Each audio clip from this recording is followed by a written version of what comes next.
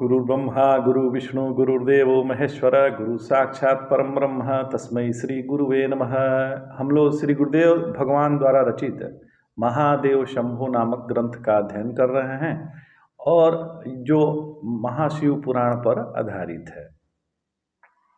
नारायण कैलाश पर्वत के ही एक अगम्य गुफा में शिव समाधिस्थ हैं। काफी संख्या में देवगण भी इस गुफा में श्री विष्णु के नेतृत्व में अपनी बात रखने के लिए उपस्थित है। इतने देवगणों के उपस्थित होने पर भी सदाशिव समाधि मग्न है। तो शिव की समाधि भंग करना कोई हंसी का खेल तो है नहीं। देवगण लाख प्रयास कर ले, ऐसा भी अर्थात समाधि तोड़ने का प्रयास मतलब वो तोड़ नहीं सकते। देवगणों में नेतृत्व करता जो श्री विष्णु हैं को लगा कि शिव की समाधि अगर नहीं टूटी तो उनका और सभी देवताओं का यहाँ आना व्यर्थ हो जाएगा। इसके अतिरिक्त देवताओं का जो महत्वपूर्ण कार्य है वह भी संपादित होने से रह जाएगा। शिव को समाधि से निकालना आवश्यक है। समाधि टूटने पर उन्हें अपने समक्ष पाकर सदाशिव क्रोधित तो नहीं होंगे, आश्चर्यचकित अवश्य होंगे, पर समाधि तोड़ने का यत्न ही तो समझ में नहीं आ रहा है। तभी भगवान श्री विष्णु के मन में आया कि शोर नहीं कर भी यहाँ शोर का वातावरण उत्पन्न किया जा सकता है। देवताओं को उन्होंने कहा कि आप सभी ऊंचे स्वर में पूरी तरह तल्लीन होकर शिव स्तुति करें। इससे लाभ यह होगा कि स्तुति का स्वर इस गुफा में भरकर उनके कर्णरंध्रों में तो प्रवेश करेगा ही। तल्लीन मन से की गई स्तुति की ऊर्जा निश्चित ही महादेव को प्रभावित किए बिना नहीं रहेगी। आध्यात्मिक ऊर्जा अत्यंत शक्तिशाली होती है। जो आध्यात्मिक ऊर्जा है वो अत्यंत शक्तिशाली होती है। वही जब शिव का स्पर्श करेगी तो वे अपने में जरूर लौटेंगे। तो देवताओं ने भगवान श्री विष्णु के वचन का आज्ञा मानकर जहाँ तक संभव था उच्च स्वर में किंतु पूरी तल्लीनता के साथ शिव स्तुति आरंभ की। वे बीच बीच में शिव के प्रिय पंचाक्षरी जो मंत्र है नमः शिवाय का जप भी करते जा रहे थे। विष्णु यह सब कुछ देख सुन रहे थे, साथ में स्वयं भी मन ही मन नमः शिवाय ओम नमः शिवाय का उच्चारण कर रहे थे। स्तुति और जप करते समय कुछ समय निकल गया पर देवताओं ने हिम्मत हारी नहीं। विष्णु जी वहां खड़े थे किंतु उनकी प्रतीक्षा का भी अंत आया। शिव ने धीरे धीरे अपने नेत्र उन्मीलित किए, खोले। सामने साक्षात श्री विष्णु को देखकर विस्मित रह गए। उन्होंने एक क्षण को सोचा कि वे तो एक ऐसे अगम्य स्थान पर पहुंचे थे जहां सूर्य की किरणें और वायु का प्रवेश भी कठिन था। फिर भगवान विष्णु यहाँ कैसे पधार गए? दूसरे ही क्षण उन्होंने विष्णु के पीछे खड़े देवगणों को देखा। वे अब भी उनकी स्तुति में आंखें बंद कर किए तल्लीन थे। सदाशिव अब पूरी तरह अपने में लौट चुके थे। वह तत्काल खड़े हो गए एवं शंख चक्रधारी श्री विष्णु के गले मिल गए। देर तक दोनों एक दूसरे से चिपके रहे। इसके पश्चात शिव ने पृथक होकर पूछा कि आपके विष्णु लोक छोड़कर हिमालय की स्कंदरा में आने का कष्ट क्यों किया है? तो विष्णु भगवान मुस्कुराते हुए बोले कि आपकी यही तो इच्छा थी और मैं क्या करता। आपके दर्शन के लिए मेरा यहाँ आना आवश्यक था। और पूरा स्वर्ग क्यों खाली हो गया? ये सभी जो है शिव जी ने कहा कि पूरा स्वर्ग खाली हो गया, ये सभी देवगण हमारे यहाँ क्या कर रहे हैं? तो विष्णु भगवान ने कहा कि अगर ये मेरे साथ नहीं रहते तो आपकी समाधि भी नहीं टूटती। मेरा एकाकी आना व्यर्थ चला जाता है। इसके अतिरिक्त समस्या इन्हीं की है, जिसके निवारण के लिए ये मेरे नेतृत्व में आपके पास पधारे हैं। तो शिव जी ने कहा कि अब आप इनसे कम से कम मेरी स्तुति तो बंद कराइए। कितनी देर से ये उपक्रम में लगे हैं, बेचारे अत्यंत शिथिल लग रहे हैं।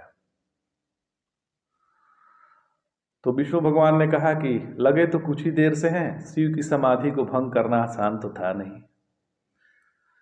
तो शिव जी ने कहा लेकिन यह स्तुति केवल नाम भर की नहीं है, ये पूरी तल्लीनता से मेरे स्तवन में लगे हैं। इनके द्वारा सृष्ट ऊर्जा ने ही तो मुझे व्यग्र कर दिया, वरना मैं अभी समाधि से लौटने वाला नहीं था। विष्णु भगवान ने कहा कि भगवान विष्णु कहा कि किंतु उन्होंने शिव के इस कथन का लाभ उठाना चाहा। विष्णु जो है, शिव जो उन्होंने कहा उसका लाभ उठाना चाहा और सदा शिव से बोले अगर देवताओं की स्तुति पूरे मन से की गई है तो उन्हें आपका प्रसाद भी मिलना चाहिए। तो शिव जी ने कहा कि अवश्य, मैं इनकी इस तन्मय स्थिति से अत्यंत प्रसन्न हूँ। इसके अतिरिक्त आपको भी तो कुछ कम असुविधा नहीं हुई है। विष्णु लोक के सुख को छोड़कर आप जंगल जंगल की खाक छानते हुए इस कांट कुश से भरे दुर्गम में गुफा में पहुँचे हैं, और जब से ये देवगण स्तुति में लगे हैं तब से आप भी मेरे ही ध्यान में अडिग खड़े हैं। शिव थोड़ा विस्तार से बोल गए। तो विष्णु भगवान ने कहा कि मैं इन देवताओं की आपकी स्तुति बंद कर आंखें खोलकर आपके दर्शन का आदेश करूं।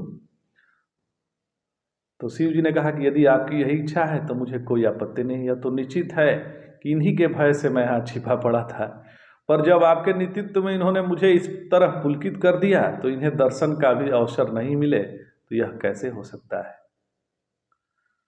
तो भगवान विष्णु ने देवताओं को संबोधित कर कहा कि वे सब भगवान शिव की स्तुति बंद कर दें और उनका जी भर के दर्शन करें। देवताओं ने यही किया। कुछ देर पश्चात भगवान श्री विष्णु ने सदाशिव को संबोधित कर कहा कि आपको तो पता ही है कि ये सभी देवता आपसे क्या चाहते हैं। आप कृपया इनके मनोरथ को पूर्ति करें, जिससे ये तारकासुर से निर्भय होकर देवलोक में निवास कर सके। इसी प्रार्थना को लेकर मैं भी इनके साथ आया हूँ।